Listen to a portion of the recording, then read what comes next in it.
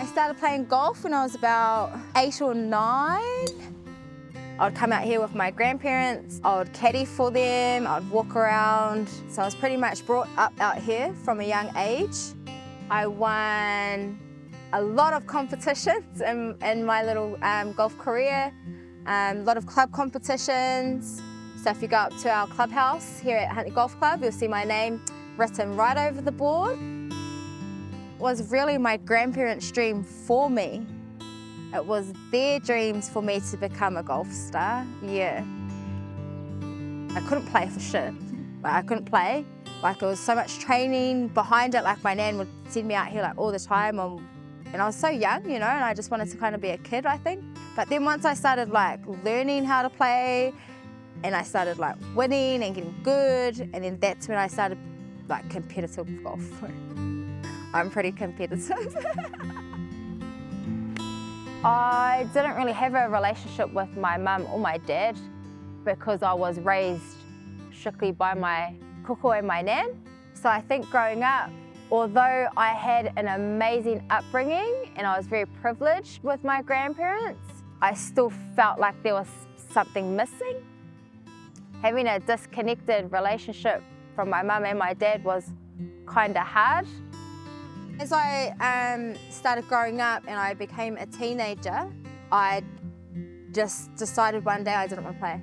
And I think like that broke my grandparents at that time, but I just gave it up. I didn't want to do it anymore.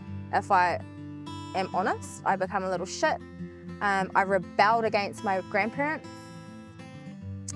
I rebelled against the world, and I started to do naughty stuff. I started running away, started thieving from shops, and I just started being naughty. And then I got caught, and then I ended up with a social worker through Matua Pāngai. Her name's Donielle Wirihana, and she was my youth mentor, I would say, at that time. And she'd come into the school and she'd take me out for lunch, and she'd just sit with me and be like, what's happening with you? And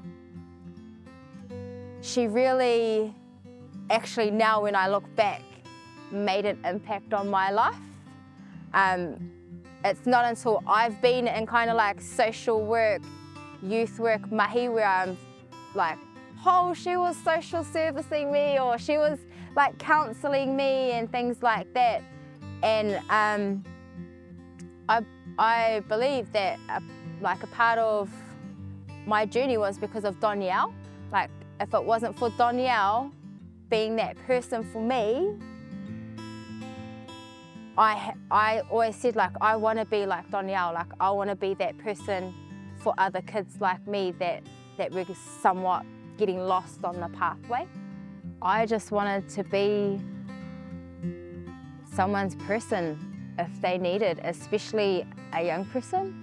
Like I've watched some of my nephews, like this generation, go through all the hard yards that I went through, but they don't have anybody. And because at the time, I wasn't living here, I was in Tauranga.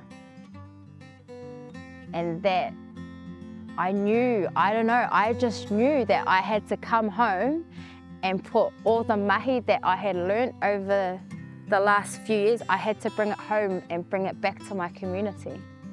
Over the years of my journey, I get told from multiple people, especially wahine, you're so inspiring, and I'm just like, oh, thank you. Like, but I know that me and I learnt this through kaitiaki, was just me sharing my story, because sharing your story could be somebody else's survival guide. I can say I'm pretty open, honest, and raw when it comes to my journey. Coming from meth addiction with a gang, I've seen it all, you know. I've seen things, I've heard things, I've done things that I'm not proud of. I don't wear any hidden masks when it comes to my journey. If you want to know something, I will tell you straight up. I feel like I bring a positive, vibey energy when I'm around people. I've been told I'm quite a lighthouse for those that sit in the darkness to find their way back home.